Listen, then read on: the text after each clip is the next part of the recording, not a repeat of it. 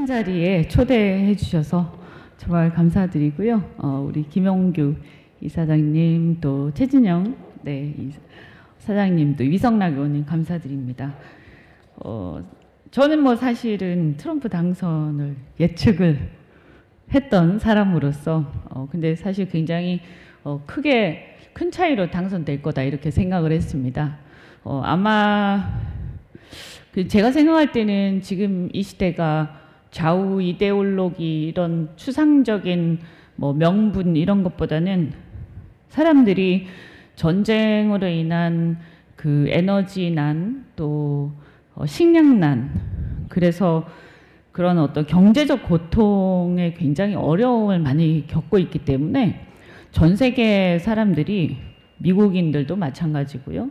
그래서 그 물가라든가 여러 가지 어려움 때문에 그 자신의 생존, 그리고 자기가 속한 집단의 생존에 가장 큰 관심을 갖는 시대인 것 같습니다. 그건 한국도 마찬가지인 것 같고요. 그래서 저는 개인적으로 좌우 이데올로기 시대가 끝나가고 생존 이데올로기 시대가 오고 있다, 이렇게 생각하고, 그 관점에서 보자면 미국에서 트럼프 대통령이 당선될 수밖에 없지 않느냐 이런 생각을 했습니다. 그런 의미에서 어떻든 간에 트럼프 대통령이 약속한 것처럼 전쟁을 좀 빨리 끝내주기를 바랍니다. 많은 사람들이, 우리 정치인들이라든가 여러 사람들은 전쟁의 명분 어떻게 끝낼 거냐, 어떤 식으로 어떤 명분으로 끝낼 거냐 관심이 많지만 평범한 대다수의 대중들은 그냥 빨리 끝내기를 바랍니다. 저는 그게 중요하다고 생각하고요. 너무 살기가 힘들기 때문에요. 근데 이제 그 전쟁이 일단 빨리 끝나서 평화롭고 경제가 좀 정상화되기를 바라고, 그 다음에 한국의 입장에서는 어쨌든 간에 많은 걱정거리가 있습니다. 근데 그 걱정이 사실은 트럼프 당선이라서 굳이 새로운 걱정이라기보다는 이미 한 2007년, 8년 금융위기 이후부터 미국의 변화가 시작된 이래로 거의 공통된 걱정거리라고 생각을 하는데요. 경제 같은 경우에는 혹시 트럼프가 당선이 됐으니까 빅테크에 대한 거, 그 다음에 전기차에 대한 투자 이런 것들이 변하는 거 아니냐 걱정들 하시지만, 이번에 보니까 벤스 라든가 또 일론 머스크 같은 분들이 주변에서 많이 돕고 또 역할을 하시는 걸로 봐서는 그렇게까지 걱정하지 않아도 되지 않을까 하는 그런 좀 희망 섞인 기대를 해봅니다. 근데 어떻든 한국이 미국과의 대미 무역을 통해서 굉장히 많은 돈을 벌고 있다. 그래서 대미 그 수출로 굉장히 많은 비중의 어떤 돈을 벌고 있다고 얘기를 많이 하시던데 그거 좀 걱정이 되잖아요. 근데 사실은 바이든 대통령 이후로 우리나라 기업들이 미국의 생산 기지를 많이 옮겨가지고 해외 투자를 많이 했습니다. 그래서 그것 때문에 사실은 우리나라가 많은 수출 액수가 높아짐에도 불구하고 한국의 그 소득이 국내로 귀속되지 않고 국내에서 내수가 진작되지 않는 굉장히 경제가 어려운 이런 어떤 어려움에 우리가 실은 봉착해 있기 때문에 오히려 우리나라가 리쇼어링을 해야 될 그런 판이다 이렇게 말씀을 드리고, 그래서 사실은 그것은 조금 미국에서 우리 기업들이 미국의 공장을 많이 이전을 하다 보니까 그 공장에서 한국에 있는 부품들을 수출을 해서 미국에 있는 공장에서 그 부품을 가지고 생산을 합니다. 그래서 수출이 많이 늘어났습니다. 그러나 실질적으로는 그것이 수출이 늘어난 게 아니라 한국의 입장에서 보면 이미 해외 투자 자체가 많이 미국으로 가버렸기 때문에 전체적으로 우리는 굉장히 어렵다. 이 말씀을 꼭 드리고 싶고, 그래서 실제로 어쨌든 윈윈하는 방법을 꼭 찾아야 된다. 이게 우리 입장에서 굉장히 절실합니다. 어떻든 간에 전 세계적으로 지금 중국이 한국하고 전략산업 분야에서 반도체라든가 AI 그리고 배터리 굉장히 많은 전략 분야에서 결국 중국이 한국하고 치열하게 경쟁하고 있습니다. 그래서 한국을 만약에 너무 심하게 누르면 그 반사적 이익으로 중국이 이익을 보게 됩니다. 경제가 이제는 안보하고 다 직결돼 있기 때문에 한국을 눌러서 중국이 이익을 보고 그래서 그 전략산업 분야에서 한국이 완전히 몰락하면서 우리가 몰락한 그 시장에서 중국이 재패하는 것을 미국이 바라지는 않을 거라고 저는 생각을 합니다. 그래서 아무쪼록 미국과 한국이 이 군사 분야에서도 동맹 관계에 있는 것처럼 경제 분야에서도 서로 손을 잡고 윈윈해서 우리가 어떤 안보 분야에서의 어떤 걱정거리 이런 것들을 전략적으로 통상과 산업 분야에서도 같이 윈윈할 수 있도록 하기를 바랍니다. 그리고 한 가지 아까 이제 핵 얘기도 하시고 북한 얘기도 많이 하시는데 물론 이제 주한 미군 이런 것도 걱정되지만 사실 가장 우리나라 국민들이 지금 걱정하는 것은 북한의 핵 문제입니다. 그래서 많은 국민들이 사실은 북한의 핵이 이제 비핵화가 어렵기 때문에 우리도 그렇다면 핵의 균형을 핵 균형을 맞춰서 우리도 핵무장을 해야 되는 게 아니냐라고 생각하는 국민들이 사실은 압도적인 다수라고 저는 알고 있습니다. 물론 이게 NPT 체제 때문에 우리 정치인들은 책임 있는 입장에서 함부로 핵무장을 하자 이렇게 말하기는 어렵습니다. 하지만 만약에 미국과 북한이 사이가 좋아져서 물론 저는 사이가 좋아지길 바랍니다. 사이가 좋아져서 한반도의 긴장이 완화가 되면 그게 코리아 디스카운트도 해소가 되고 우리 경제에도 도움이 되고 한국에도 궁극적으로 도움이 되기 때문에 미북 관계가 개선되기를 저는 바라지만 근데 그 과정에서 만약에 뭐 북한의 핵 보유나 이런 것들이 사실상 기정사실화되고 이렇게 될 가능성이 굉장히 높다고 생각이 되고요. 그렇게 되었을 때 한국의 입장이 굉장히 곤란해질 수 있기 때문에 그렇게 되면 NPT 10조에 따른 어떤 비상사태에 해당될 가능성이 굉장히 높다 이렇게 생각이 됩니다. 그렇게 되면 우리도 불가피하게 어떤 핵균형을 유지해야 되는 상황 또는 그것과 관련해서 우리 동맹국인 미국하고 핵 개발과 관련된 얘기를 뭐 안 할 수가 없는 그런 상황이 될 거라고 예상이 되고요. 그 상황에서 우리가 뭐 당장 핵무장을 한다라고 하진 않더라도 적어도 핵 재처리 문제라든지 이런 여러 가지 문제를 논의를 할 수밖에 없지 않는가 이런 생각을 하게 됩니다. 어쨌든 매우 우리 앞에 도전적인 과제들이 놓여 있는데 그 외에도 뭐 최근에 보면 체코 원전 수출 문제라든지 여러 가지 좀 평화적인 핵 이용 문제가 연관되어 있습니다. 이런 것들도 결국은 다 NPT 체제하고 불가분의 관계에 있기 때문에 제가 생각할 때는 한미 간의 관계를 한미 동맹을 더 발전을 시켜서 차제에 이런 원전의 수출도 우리는 제조를 잘하고 미국은 또 원천 기술을 갖고 있기 때문에 어떻게 보면 웨스팅하우스하고 우리 원전의 원자력 발전의 그 기술을 갖고 있는 한수원이나 한전이 같이 공동 출자를 해가지고 전 세계에 원전을 수출하는 또 그런 합작 회사를 만드는 것도 하나의 아이디어가 될 수 있지 않을까 이런 생각을 해봅니다. 어쨌든 트럼프 대통령이 그래도 굉장히 화끈하고 또 어떤 면에서는 비즈니스 딜을 굉장히 잘 하시는 분이기 때문에 한국하고의 미국 간의 동맹 관계를 잘 우호적으로 발전을 시켜서 서로 윈윈할 수 있는 길을 얼마든지 우리는 찾아낼 수 있다라고 저는 기대를 하고 그런 길을 찾아낼 수 있도록 또 정치인으로서 또 저는 이제 지금 야당의 최고위원으로 있는데 그 길을 찾아낼 수 있도록 또 열심히 많이 모색도 하고 또 우리 지지자들하고 같이 소통을 많이 하도록 하겠습니다. 오늘 초대해 주셔서 감사합니다. 고맙습니다.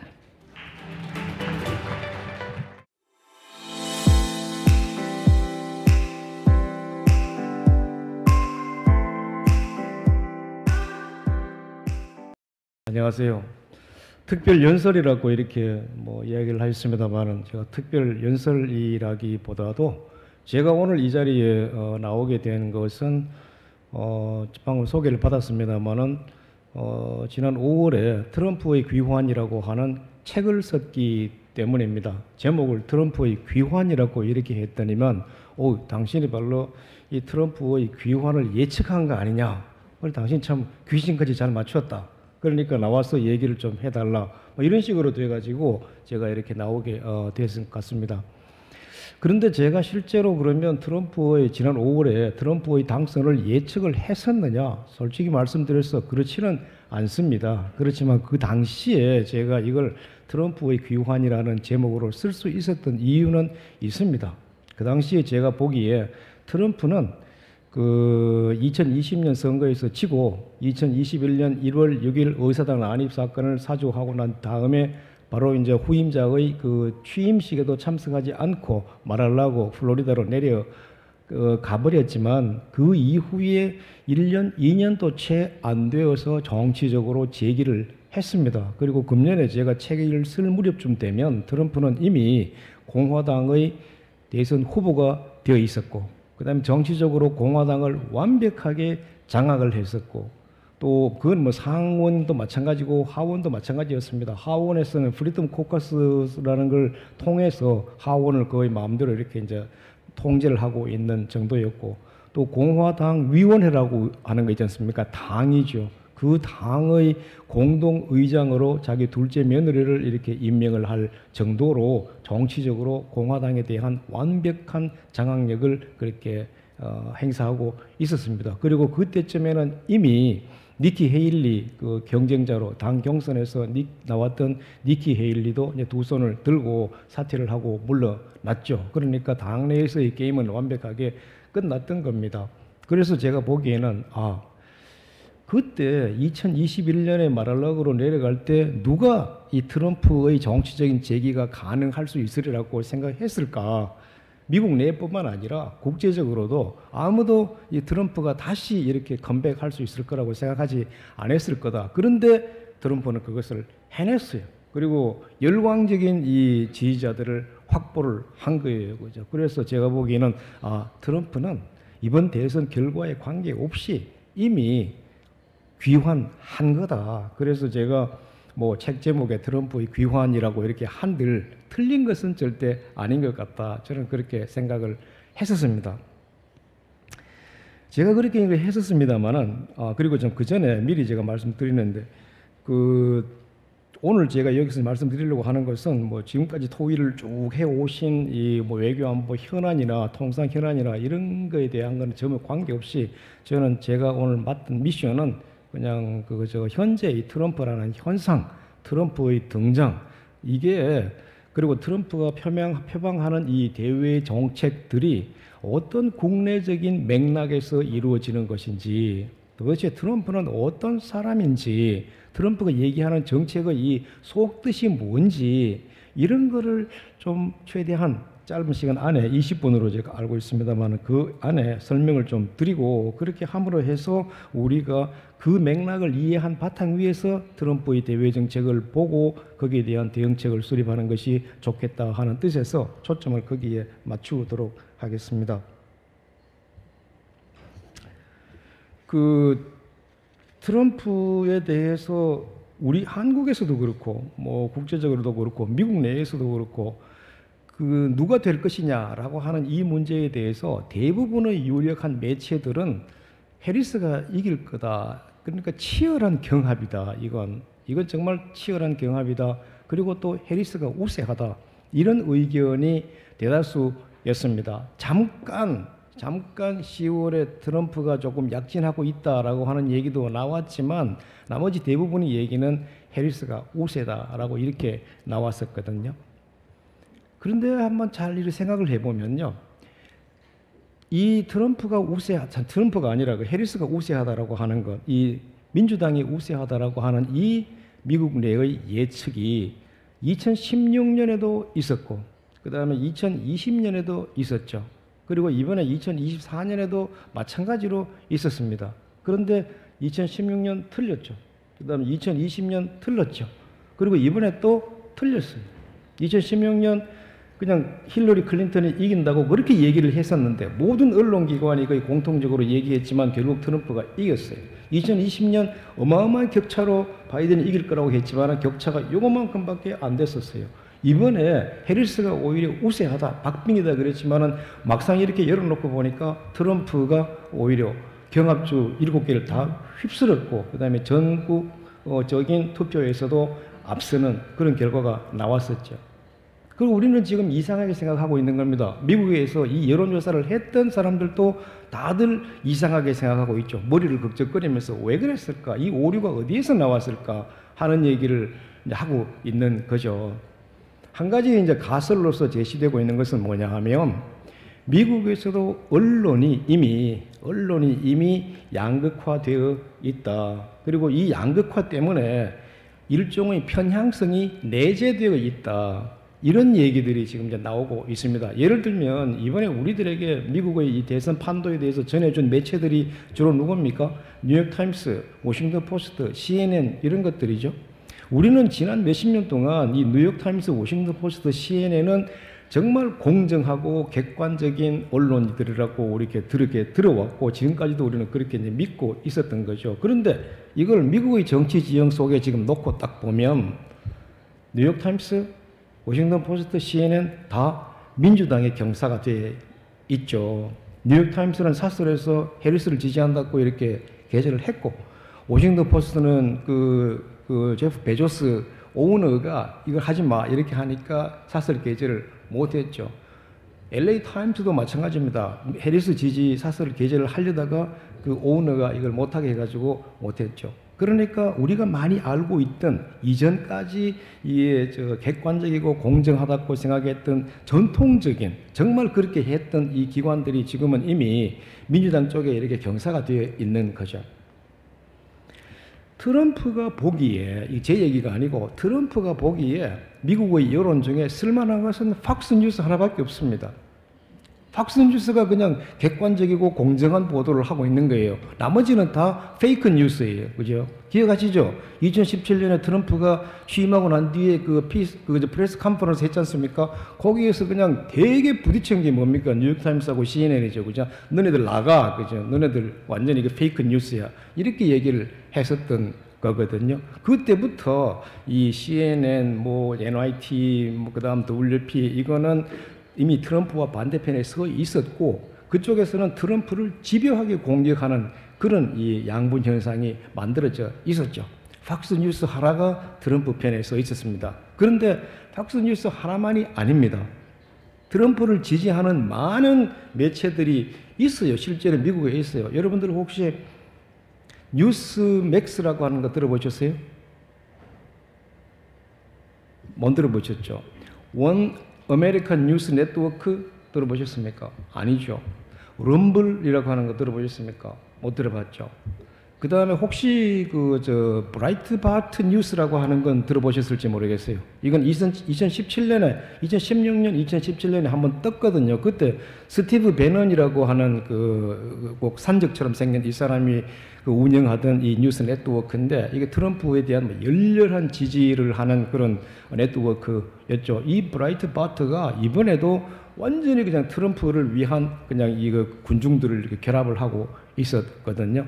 이 브라이트바트 뉴스 우파에서는 죄송합니다. 우파 쪽에서는 그렇게 중요한 매체인데 우리는 몰라요. 잘 들어보지도 못했어요. 그러니까 대선 판도에 대해서 이쪽에서도 분석을 다 합니다. 예를 들면 지난 10월에 파브리지오 맥라글란 리포트라고 하는 게 나왔는데 거기에 보면 트럼프가 전국적으로도 이미 앞서고 있고 경합주를 다 이렇게 그냥 석권하고 있다라고 하는 그런 보도가 나왔거든요. 그 조사 결과가 나왔어요. 그리고 그게 뉴스맥스에 보도가 됐어요. 그런데 이 뉴스맥스의 보도는 한국 언론에서는 전혀 언급을 안 했어요. 그러니까 그런 이제 트럼프 쪽에 속해 있는 이 언론 보도들이 나오기는 많이 나오는데 이게 첫 번째, 한국어로 같은 나라에는 전달이 잘 안 된다. 왜냐? 한국이 우리가 이제 받아들이는 뉴스의 대부분은 뉴욕타임스, 워싱턴 포스트, CNN 이런 것들, 그러니까 우리가 지난 수십 년 동안 잘 받아오던 이쪽이었으니까 전달이 잘 안 되죠. 그러니까 이런 뉴스맥스의 언론 조사 결과가 우리한테 전달이 될 경우에도 우리는 그냥 무슨 소리냐, 뉴욕타임스가 그게 아니라는데, 지금 초접전이라는데, 이렇게 하면서 그냥 무시해버려요. 그죠? 그러니까 어쩌면 우리는 미국에 관한 소식을 들으면서 결국 미국에서 양분이 되어 있는 지역에서 어느 한쪽에서 나오는 뉴스만 갖고 우리는 미국 전체를 판단하고 있는 것 아니냐. 우리 그 점을 한번 깊이 좀 생각을 해봐야 이번 선거에 대한 예측이 뭐가 잘못되느냐 이런 걸 우리가 이해를 할 수가 있을 것이고, 이 점을 조금 이해를 해야지만 미국의 정치 지형이 지금 어떻게 돼가 있는지, 그게 이 정책에 어떻게 영향을 미치는지 그걸 우리가 좀 이해를 할 수가 있을 것 같습니다. 트럼프가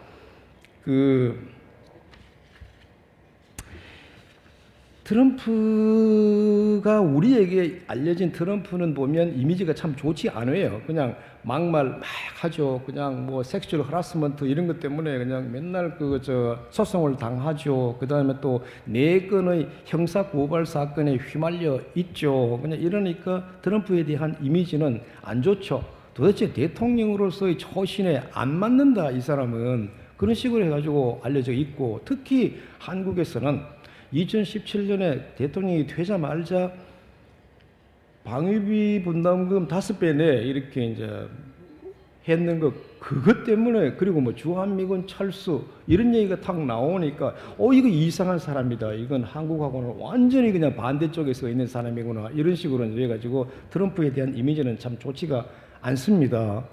그런데 생각해 보십시오. 그런 트럼프를 2016년에 미국 국민들이 선택했어요. 그리고 또 2020년에 그 의사당 난입 사건, 2021년 1월 6일이죠. 그걸 일으키면서 국제적으로 완전히 이렇게 폐기가 되는 것 같았던 그 트럼프를 미국 국민들이 다시 받아들여서 이번에 대통령으로 당선을 시켰어요. 미국 국민의 50.7%가 트럼프를 지지한 거예요. 그죠? 이게 왜 그럴까? 우리는 이걸 어떻게 이해를 해야 되느냐? 이게 지금 우리가 던져야 되는 빅 퀘스천인 것이죠. 그죠? 트럼프를 백악관으로 보낸 사람들이 누구냐?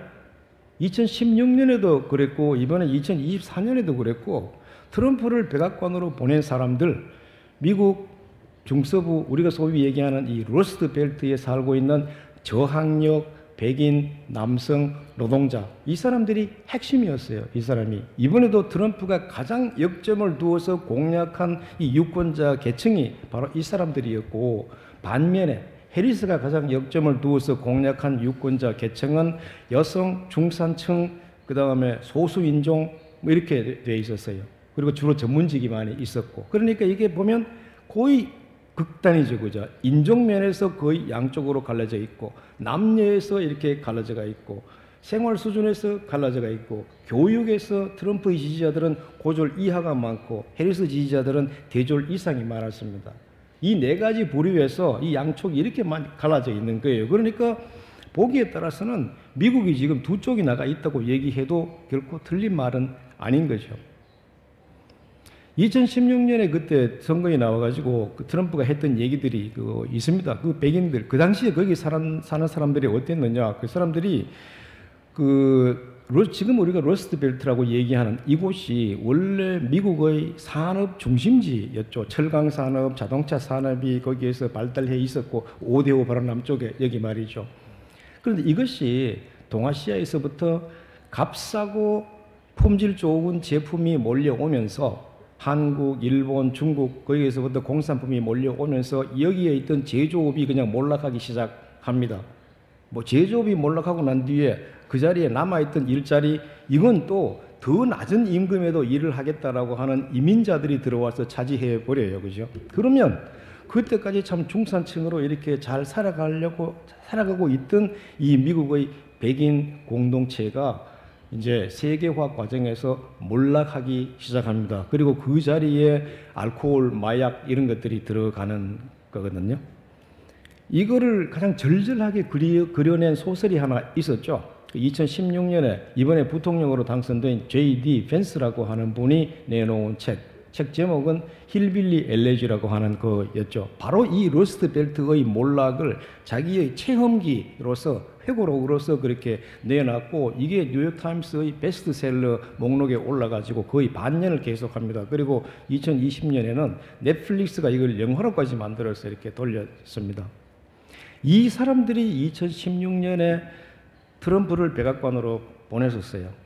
이 사람들이 가지고 있는 불만은 요거 하나만이 또 아니었습니다. 다른 게 또 하나 있었는데 뭐냐? 미국은 다인종 사회지 않습니까? 거기에서 소수 인종에 대해서 해주는 우대 정책이 있습니다. 흑인 우대해주고, 그 다음에 난민 우대해주고, 뭐 이렇게 소수 인종에 대해서 우대를 해주는 제도가 있거든요. 이 백인 중산층, 이 중간에 있는 이 사람들, 저학력, 이 사람들이 보기에는 우리도 열심히 사는데 우리보다 이게 어떻게 보면 좀 이런데 이 사람들을 우대해주기 위해 가지고 우리가 희생을 해야 되는 거구나. 그냥 우리가 그냥 참고 이렇게 좀 불이익을 봐야 되는 거구나. 근데 우리도 이렇게 어려운데 왜 소수 인종이라는 이유 때문에 저 사람들을 우대해 줘야 되느냐? 왜 우리가 이런 거를 감내를 해야 되느냐라고 질문을 던지는 거죠. 이게 그냥 이번에 워크라고 하는 그런 현상으로도 이제 나타나고 문화적인 충돌이 이제 나타나는 겁니다. 그러니까 이렇게 해서 이 그리번스가 쌓였던 백인들이 이제 그게 이미 미국의 중서부 러스트벨트와 중서부에 깔려 있었던 거죠. 이 그룹들이. 이때 이제 트럼프가 나타났죠. 2015년에 트럼프가 2015년 6월 15일입니다. 그날 자기 출마 선언을 했던 것이 그날 얘기하면서 나와서 이제 얘기를 하는 거죠. 뭐라고 얘기하느냐? 지금 여러분들이 힘들게 살고 있는데 이거 여러분들 잘못해서 그런 거 아니다. 여러분들이 지금 힘들게 사는 이유는 저 워싱턴에 있는 저 엘리트들이 정책을 잘못해서 그런 거다. 이건 여러분들이 잘못한 거 아니야. 내가 보기에는 여러분들의 불행을 가져오는 문제가 3개가 있어. 뭐냐? 이민 너무 많이 들어와. 그 다음에 2번째, 저가 공산품들이 막 밀려 들어와. 그 다음에 3번째, 미국이 그냥 돈과 사람을 그냥 해외에 막 가지고 나가 세계 경찰 노릇한다고 아무나 가가지고 이렇게 쓰고 있는 것, 이게 문제야. 이렇게 이제 3가지 미국의 문제를 트럼프가 던집니다. 이민, 그 다음에 저가 공산품, 그리고 해외 개입, 해외 원정, 이 3개죠. 그리고 자기 스스로가 처방까지 이렇게 제시를 합니다. 내가 멕시코 쪽에 국경을 세워서 이민 못 들어오게 막아주겠다. 그 다음에 내가 중국산 그리고 해외에서 막 들어오는 저가 이 공산품에 대해서 관세를 어마어마하게 때려가지고 못 들어오게 막아주겠다. 3번째, 지금 아프가니스탄과 이라크에서 전개되고 있는 이 영원한 전쟁, 이걸 내가 가자마자 바로 끝내줄게. 이 3가지를 트럼프는 그때 약속을 합니다. 지금 여러분들이 듣고 계시는 트럼프의 정책, 다 이 3가지에 들어가는 거예요. 이번 대선에서 가장 큰 이슈가 뭐였습니까? 이민 문제였죠. 결국 해리스가 진 거는 이민 정책을 바이든 행정부 초기 3년 동안에 이민 정책을 엉망으로 했기 때문에 진 거나 마찬가지입니다. 낙태권을 가지고 그냥 공격을 하고 이렇게 했지만 이 이민 문제가 잘못됐다라고 하는 거에 대해서 어떻게 할 말이 없는 그런 상황이 되어버렸죠. 그 다음에 제조 공산품 이런 문제에 대해서 바이든은 나름대로 노력을 했지만 이걸 그냥 문제를 해결하지를 못했어요. 경제가 큰 문제였거든요. 예를 들면 2023년 작년이죠. 작년 4월에 퓨 리서치가 그 조사를 해가지고 발표한 것이 있었습니다. 미국의 경제가 앞으로 나아질 것이냐, 못할 것이냐, 못해질 것이냐라고 이렇게 물은 거에 대해서 66%가 앞으로 더 나빠질 것이다 이렇게 대답을 했어요. 그 다음에 세계 속에서 미국의 중요성이 더 올라갈 것이냐 내려갈 것이냐라고 물었는데 71%가 더 내려갈 것이다라고 얘기를 했었어요. 그게 작년 4월이었고 그 이후에 이 추세가 바뀐 게 전혀 없었습니다. 금년 10월 선거 직전이었죠. 그죠? 10월 초에 시에나 칼리지에서 여론조사를 했습니다. 지금 미국이 올바른 길로 가고 있느냐라고 하는 질문에 28%만이 그렇다라고 대답을 했고 나머지는 다 그렇지 않다라고 대답을 이렇게 했었어요. 이런 통계 결과가 이렇게 나오니까 다른 주식 가격이 지금 지수가 올라가고라는 이야기들을 이건 아무리 한다 해도 미국 국민들이 느끼는, 유권자들이 느끼는 이 체감 경기는 이거 엉망이었는 거고, 이런 상황에서 집권당이 재집권을 한다는 것은 상상하기가 어려운 거죠.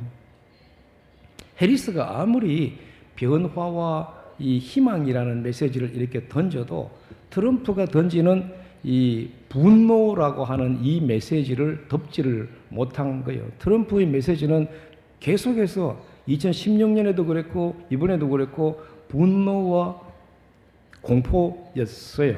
이 현재의 상태에 대해서 다 분노를 이렇게 하는 거예요. 그죠? 그리고 이대로 가면 우리의 미래는 그냥 암울한 거다. 어두움밖에 없다. 이렇게 공포죠. 거기에 대한 공포죠. 결국 분노와 공포, 이 두 가지가 이번에서도 그랬고 트럼프의 메시지였어요. 트럼프가 2017년 취임할 때 했던 여러분들이 기억하시는 단어 하나 있죠. 아메리칸 카니지라고 하는 단어 있지 않습니까? 그죠? 미국은 지금 생지옥이다. 그게 트럼프의 메시지였고, 그 메시지가 그때에서부터 지금까지 줄곧 이어져 왔고, 이번 선거 결과를 보면 미국인들의 다수는 지금 그 트럼프의 메시지를 받아들이는 거예요. 그죠? 그러면서 트럼프가 제시하는 이 해법에 대해서도 지지를 합니다. 이 해법 다시 한번 말씀드리지만은 세 가지: 이민 통제하겠다. 그 다음에 미국의 제조업을 재건하겠다. 그 다음에 세 번째는 해외 개입을 축소하겠다. 불필요한 해외 원정하지 않겠다. 이 세 가지였거든요. 그죠? 한국의 입장에서 볼 때는 이민 통제 부분은 그렇게 중요하지 않을 수 있습니다. 이건 주로 이제 이민을 많이 이제 보내거나 하는 그런 나라가 할 거고, 특히 이제 중남미 쪽에서는 초미의 관심사고, 미국 내부에서도 이 문제는 정말 엄중한 문제이죠. 선거 결과를 좌우할 만큼 엄중한 문제죠. 그런데 한국으로 봐가지고는 가장 큰 관심사가 제조업 재건 부분과 그 다음에 해외 개입 축소라고 하는, 그러니까 해외 개입 축소라고 하는 이 미국 트럼프의 메시지는 다른 말로 하면 미국은 지금까지는 세계 경찰 노릇을 해왔지만은 이제는 세계 경찰 노릇을 그만하겠다. 미국이 나토에 대해서 얘기하고 있는 거 그거거든요.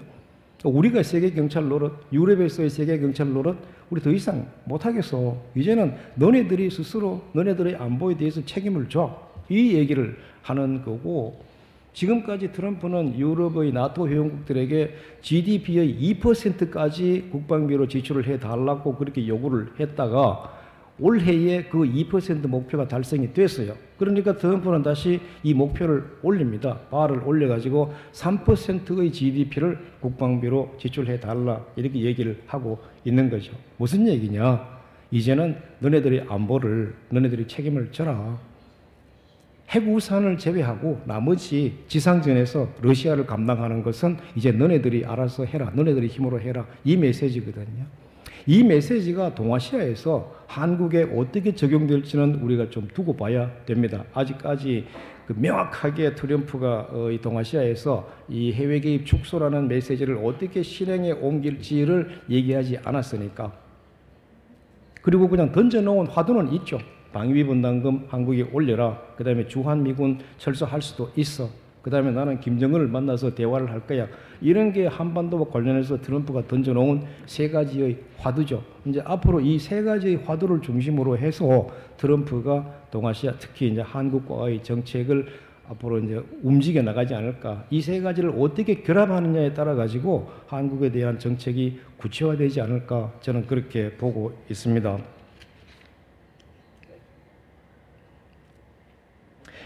제가 꼭 강조하고 시간이 다 됐기 때문에 한 가지만 더 강조를 하고 마치겠습니다.